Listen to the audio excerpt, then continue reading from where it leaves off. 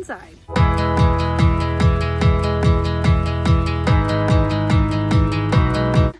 Hey everybody, welcome back to the True North Life Homestead. For those of you who don't know me, my name is Jillian, and today we're kind of switching gears. So we've been talking a lot about what's going on in our garden and everything outside, but then there comes a time when you have to maintain your garden as well as do something with the stuff that comes out of it. So we're gonna be doing blueberry jam, cherry vanilla ice cream, and pickled beets today.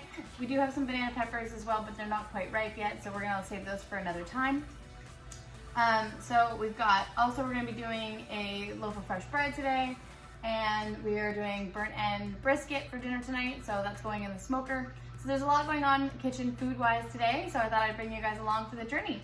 So let's get into how we're gonna start our day with all this chaos. So behind me I've got my water bath canner. I don't use a pressure canner because I don't really do that much canning, so I don't need to be able to do layers and layers of it. This guy will do a bunch at a time though. I can fit, I think, 4 quarts in there at a time. It's quite a large pot. And I do the rack for it in the bottom.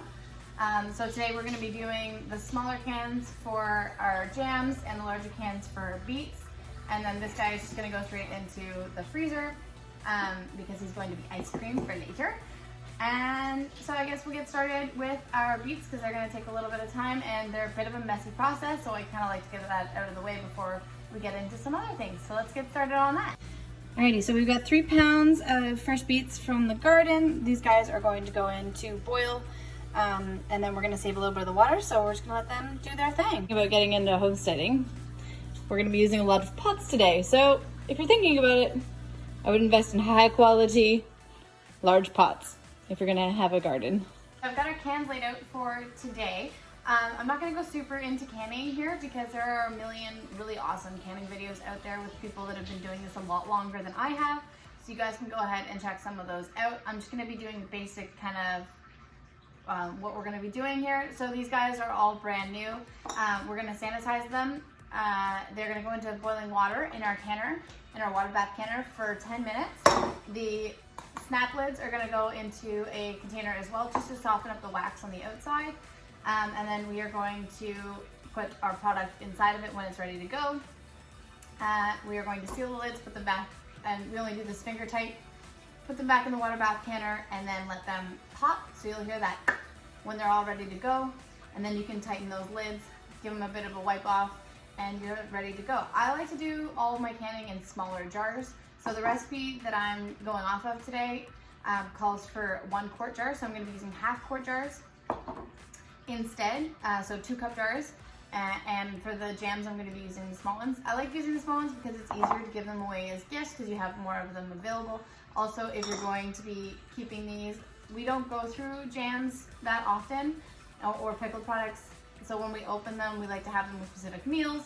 So I like to kind of have one that will last us for either that one meal or just for the week so that we know that we're not wasting anything. We're not going to have something sitting, like we're not going to open this jar of jam, have it sitting in our fridge for 3 months and have it go bad for some reason. So that way it doesn't just contaminate the entire batch and all that hard work kind of goes to waste. This way we get to spread it out for a little bit longer and we get to share it a little bit farther, which is always good. So these guys are gonna get all ready. I'm gonna lay out some towels on the counter so that they have somewhere to rest when they're boiling hot. And we are gonna keep going on our processes here. I think we're gonna start on so we've got our beets cut up into our pot of water there. And we're gonna go ahead and we're gonna start on our blueberry jam. So here we're just slowly adding our quart of blueberries and giving them a crush so that they get this nice jelly at the bottom here. However chunky you want it, that's how much you crush them. Today we're gonna go for a little bit of a smoother jam, so I'm gonna give these a good crush.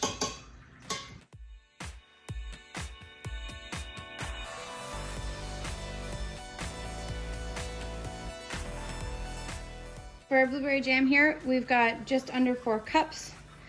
So we're going to be adding 2 tablespoons or 1/8 of a cup of lemon juice. Whoop. There we go. To the mix. We're gonna get this on the stove and we're going to bake it up. So we moved over to our stove here. So we're going to be adding our pectin as well as our sugar to our blueberry jam and let it boil. And while these guys start to boil here as well, this is our pickled beets. We've got our container, our warm saucepan for our canned lids, and our canner, which is almost at a boil as well. So we're just gonna go ahead and throw in the sugar and pectin in here. Look at that amount of sugar. So I was supposed to put 4 cups of sugar into the blueberry jam, but I was like, that's too much sugar. So I'm actually only gonna be putting 6 cups. I may even should have reduced it a little bit more, but look how ridiculous that is. Just so you guys know a visual of what you're getting when you eat jam. It's delicious, don't get me wrong, but holy smokes, that's crazy.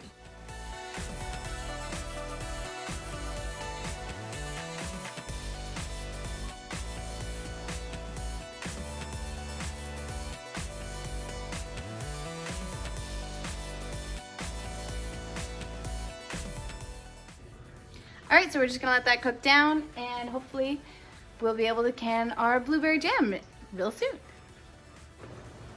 We're getting close now. One thing for jams too, if you guys are having problems with too much bubbling in your jams, you guys can add a little bit of butter or margarine to it. Just a little bit, just to help add a little bit of fat so that it doesn't bubble as much. Little tip there. It's getting a little warm in here though. You know, it's like 35 degrees, 40 degrees outside, and I've got every element on the stove going. It's a good time to be doing that. And we're just waiting for these beets to be a little bit more tender. They're almost there. Some of them are a little bit just tougher. Some of them I probably should have cut, but I'm gonna cut them after, so won't be too much of a worry. So I think that the beets are just about ready, and we're getting to a good tenderness here. So what we're gonna do is we're just taking it off. We're gonna take it off the heat.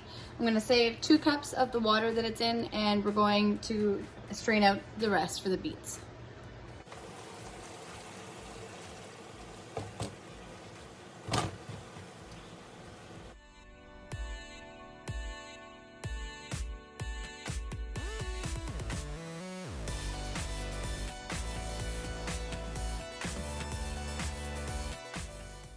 Our beets have been tenderized and peeled, so now we're gonna go ahead and put them inside the jars.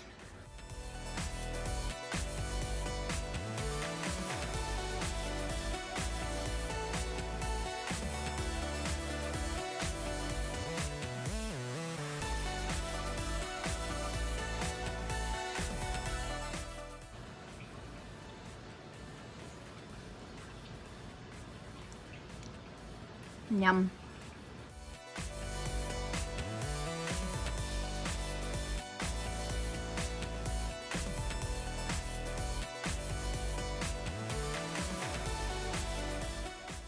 So if you guys don't want to use pretty much every single dish in your house, I would not recommend homesteading. We're not even done yet today.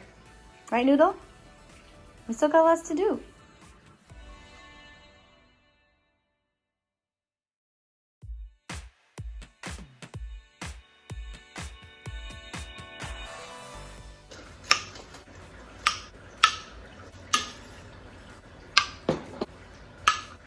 Alrighty, while those cool, we're just gonna make a quick loaf of bread for dinner tonight.